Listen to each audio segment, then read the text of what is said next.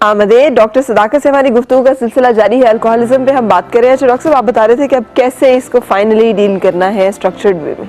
देखिए, सबसे पहली बात यह है कि फैमिली ये कहना छोड़ दे कि ये हमारा मसला नहीं है, ये उसका मसला है, क्योंकि जब घर में लोग इकट्ठे रहते हैं तो हर मसला इकट्ठे होता है। ठीक है। और चूंकि फैमिली को बड़ी तकलीफ हो रही होती है और वो लाताल्लुक भी नहीं रह सकते, तो फिर इसे सबसे पहले अपने मसले के तौर पर तस्लीम करना चाहिए।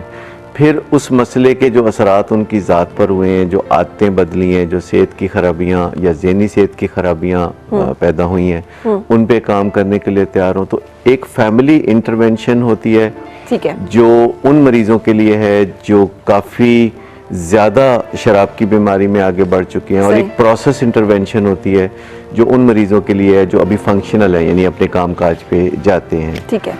और ये सोच लेना कि रिहैबिलिटेशन में जाना पड़ेगा, ये कुछ कबल अज़ वक्त की बात है। बाज़ औक़ात आपका काउंसलिंग से, बातचीत से ही मसला हल हो जाता है। ठीक है। फैमिली इंटरवेंशन में एक तो पहले घर में ग्रुप के तौर पर डिस्कशन होती है, जो शायनेस है शराब के मसले पे, वो ख़त्म करनी पड़ती है। ठीक है। सब एक दूसरे से शेयरिंग करें, इकट्ठे बैठें, जितने मीनिंगफुल लोग हैं या रीज़नेबल लोग हैं फैमिली के या फ्रेंड्स के, 5, 6, 7, 8, 10 लोग इकट्ठे बैठें और मसले की सिविरिटी को वाक़यात की रोशनी में देखें, यानी वाक़यात जो हो गुजरे हैं मरीज़ की ज़िंदगी में और घर में। और उसके बाद ये ज़हन से निकाल दें कि कोई ऐसी इलाजगाह जो टीम भेजेगी, मरीज़ को उठा के ले जाएगी, ये जो बिल्कुल ये जो सुल्तान राई टाइप इलाज है, इसमें से निकलने की ज़रूरत होती है। जब तक इलाजगाह आपको मरीज़ को कायल करना नहीं सिखा सकती, आप इलाजगाह पे ट्रस्ट नहीं कर सकते।